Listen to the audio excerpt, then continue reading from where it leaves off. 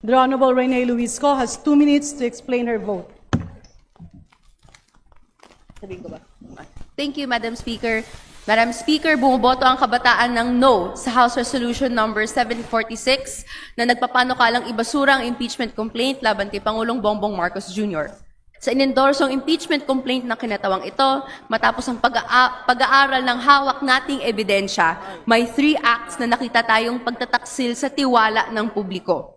Una, ang pagbuo at pagpapatupad ng iskema ng korupsyon sa anyo ng BBM parametric formula bilang opisyal na mekanismo ng alokasyon ng pondo para sa flood control projects at iba pang infrastructure projects na pabor sa interes ng leadership.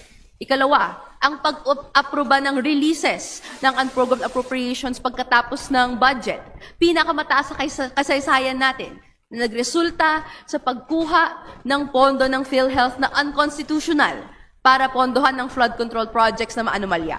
Ikatlo, direktang iniutos at tumanggap si Pangulong Marcos Jr. na papasok ang hindi bababa sa 100 bilyong pisong halaga ng maanomalyang flood control projects at iba pang proyekto sa General Appropriations Act. Despite all these anomalies, standing allegations that have yet to be fully debunked, the Senate Blue Ribbon Report, the House Justice Committee Report, the ICI report sing in chorus that President Marcos Jr. has no links to corruption. Sa House Committee, a consideration not provided in the rules had to be added, culminating in the virtually scripted junking of the impeachment complaint. Why are we not following up on leads? This impeachment process is the proper, legal, and constitutional avenue to do so. Yet for this year, that ends today. Sa inendorso naming impeachment complaint, sinasaad dito ang facts constituting betrayal of public trust. Wala pong rason kung bakit hindi dapat ito tumuloy-tuloy sa hearing proper. Bilang mga mambabatas, hindi dapat tayo takot na ungkatin ang katotohanan. Ang hiling ng kinatawang ito, let the Filipino people who suffered from disasters and lacking basic social services because of misuse and abuse of public funds see their day, see their truth. Let the Filipino people repose their trust in a public office that deserves it and does not betray it. Para sa kapwa ko mga mambabatas, today we write one of 2 possible stories. Either we pursued genuine accountability or we helped sanitize the president and bury the corruption trail leading to Malacanang. Sa mamamayang Pilipinong nakasubaybay, tayo ang tunay na hukom. Is the president truly innocent in this corruption scandal? Through generations of traumatic corruption scandals, from Marcos Sr. to the pork barrel scam, and now Marcos Jr., we have learned to recognize the patterns of impunity. No matter how deeply these allegations are buried, truth will surface. It always does. Muli, ang boto ng kabataan ay no. Majority Leader. Madam Speaker, I move to recognize the Honorable Laila De Lima to explain her vote. The Honorable Laila De Lima has 2 minutes. Please proceed. Madam Speaker, thank you, but under the rules, Section 120, it's supposed to be 3 minutes, not 2 minutes. Under the rules, Section 120.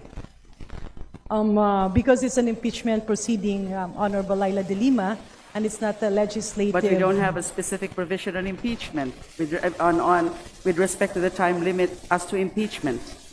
So under the rules, it's 3 minutes. Anyway, Madam Speaker, I will exert best effort. With the premature dismissal of the Maza et al. Impeachment complaint, the lingering question is, why the rush to end the process before the public could even witness it unfold? This brings me to the broader context.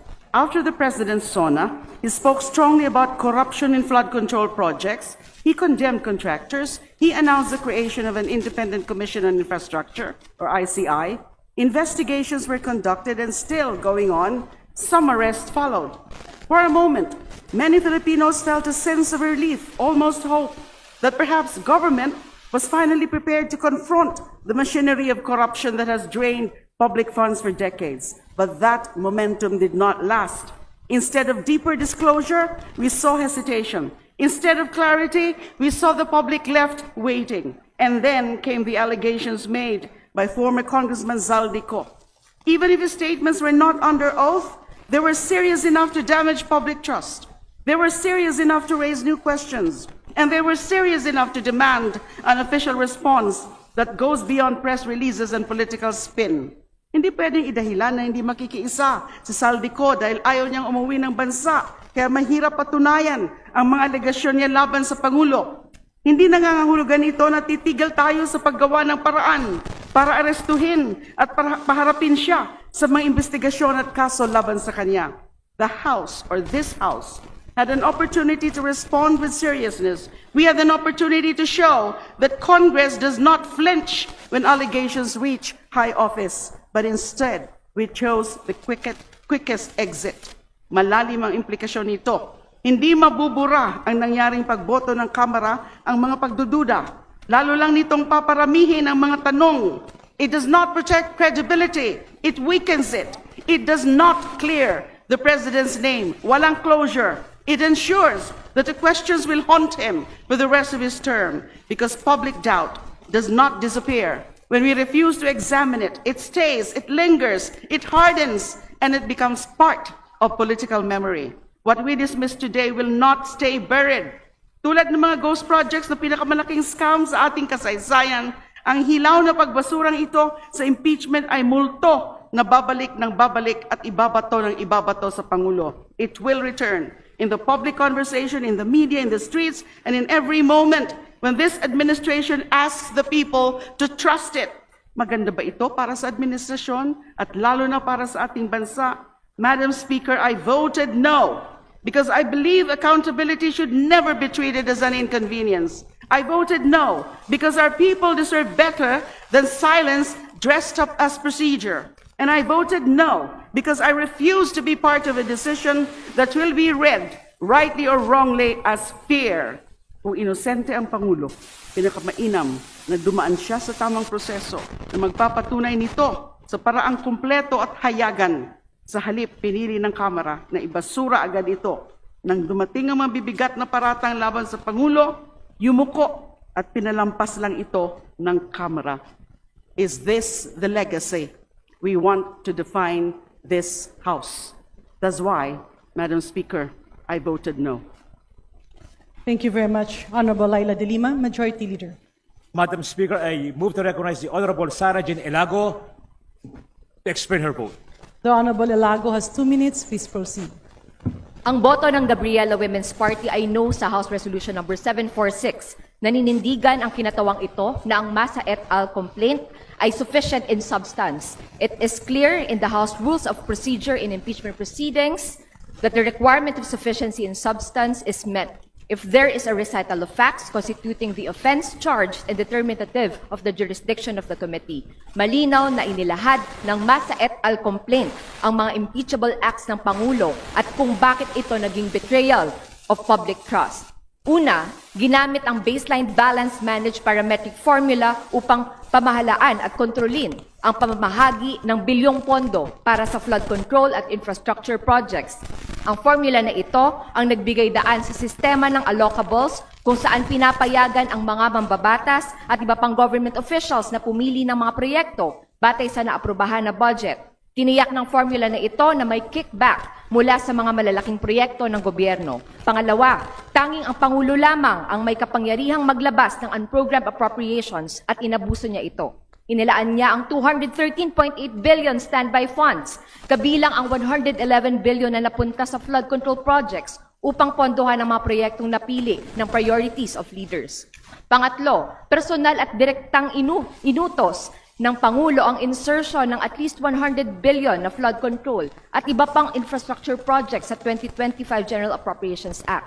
Kaugnay dito, may tatlong magkakahiwalay na ebidensya ang direktang nag-uugnay sa Pangulo sa kickback schemes. Matapos masiwalat ang mga anomalies sa corruption, hindi pa rin winakasan ang pork barrel system ng allocables, hindi inalis ang unprogrammed appropriations sa GAA, at wala pa rin investigasyong nagaganap sa lahat ng mga sangkot na opisyal.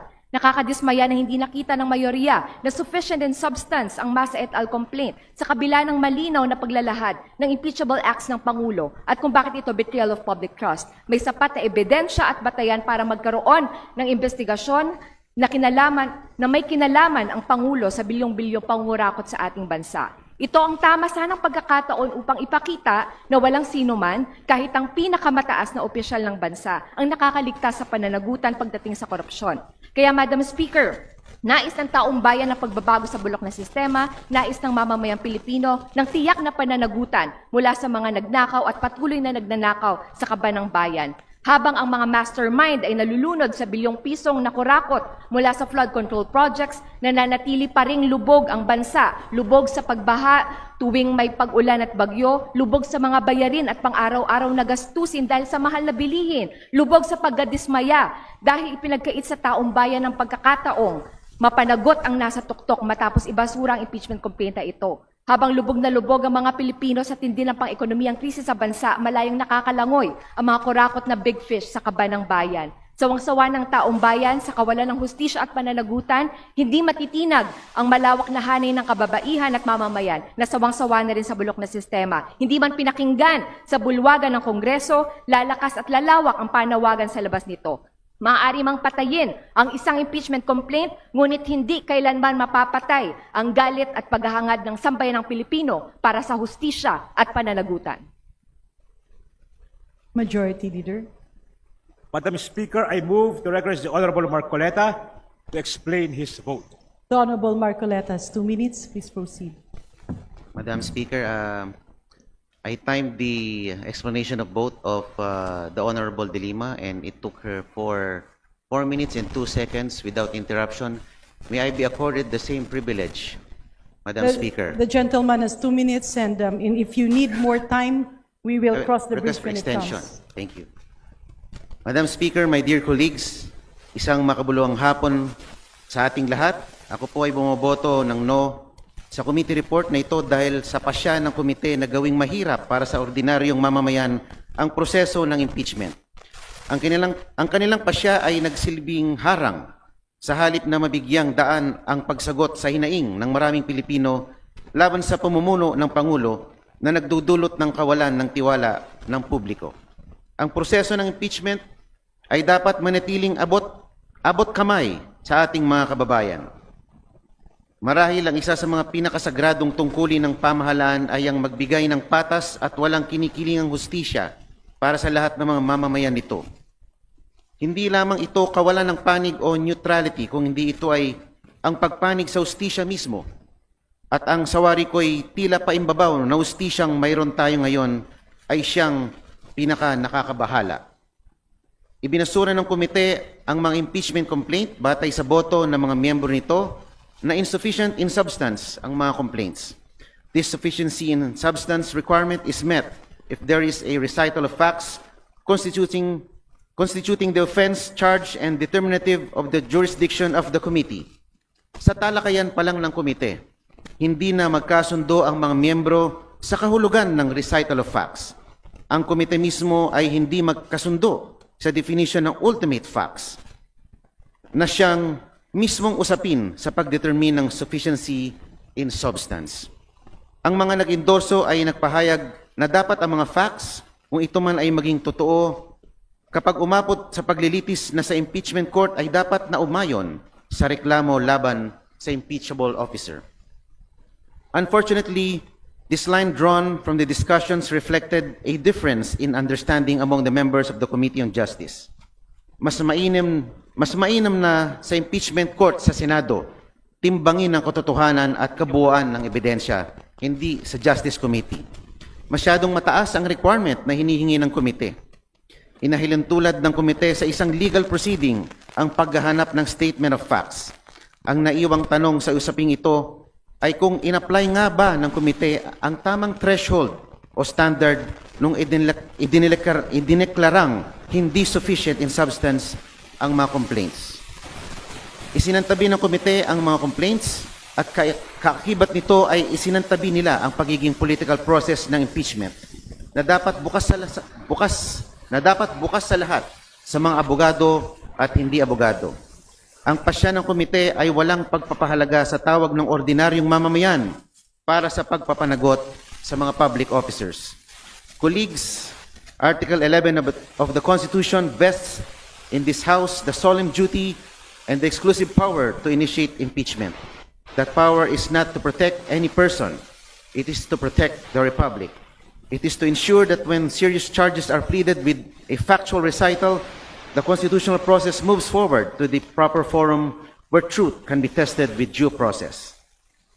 Let us not adopt a dismissal built on the wrong threshold and let the constitutional process proceed in the matter the Constitution and our own rules command. With this, I vote no on this committee report. Maraming salamat po, Ginang Speaker. Majority Leader.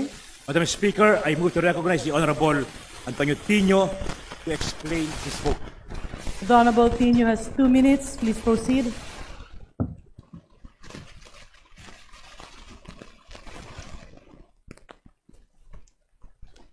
Maraming salamat. Madam Speaker, bumoto po tayo ng no dahil nakapaloob sa impeachment complaint na aming inendorso ang buong katotohanan na magtatai at magbibigay linaw kung bakit sa ilalim ni Pangulong Bongbong Marcos Jr. nangyari ang pinakamalaganap, sistematiko at sentralisadong paglimas sa kaban ng bayan sa kasaysayan ng Republika mula nang mapatalsik ang diktador na si Ferdinand Marcos Sr. noong 1986 na naitala sa Guinness Book of World Records dahil sa ill-gotten wealth, following in the footsteps like father, like son. Ngunit hindi lang command responsibility of sin of omission ang kasalanan ng Pangulo. Direktang nag-utos siya ng at least 100 billion na insertion sa 2025 budget at tumanggap ng at least 8 billion na kickback. Saan ginamit ang pera? May bahaging napunta sa personal, ngunit ang kalakhan ginamit para sa eleksyon. Ito ang sekreto sa likod ng pagbaha ng pera sa panahon ng eleksyon. Pera ng taong bayan. Ginawang kickback mula sa kontraktor, pinambili ng boto para manalo at umulit ang siklo. Ganyan mismo ang ginawa ni Pangulong Marcos. Ito ang pinakadirekta at masahol na pagtataksil ni Pangulong Marcos sa tiwala ng bayan. Si Pangulong Ferdinand Bongbong Marcos Jr. ang pinakamalaking isda sa flood control corruption scandal. Ginawa niyang command center ng organized plunder ang Malacanang. Inagaw niya ang pondo para sa kalusugan ng mamamayan para dalhin sa kickback ng iilan at direktang nag-utos ng 100 bilyong pisong insertion para tumanggap ng kickback. Malubhang pag-abuso ito sa kapangyarihan ng pagkapangulo at pagtaksil sa tiwalang ipinagkaloob sa kanya ng mga Pilipino. Kung hindi man ngayon, hindi matatakasan ni Pangulong Bongbong Marcos Jr. ang araw ng pananagot. Maraming salamat, Madam Speaker.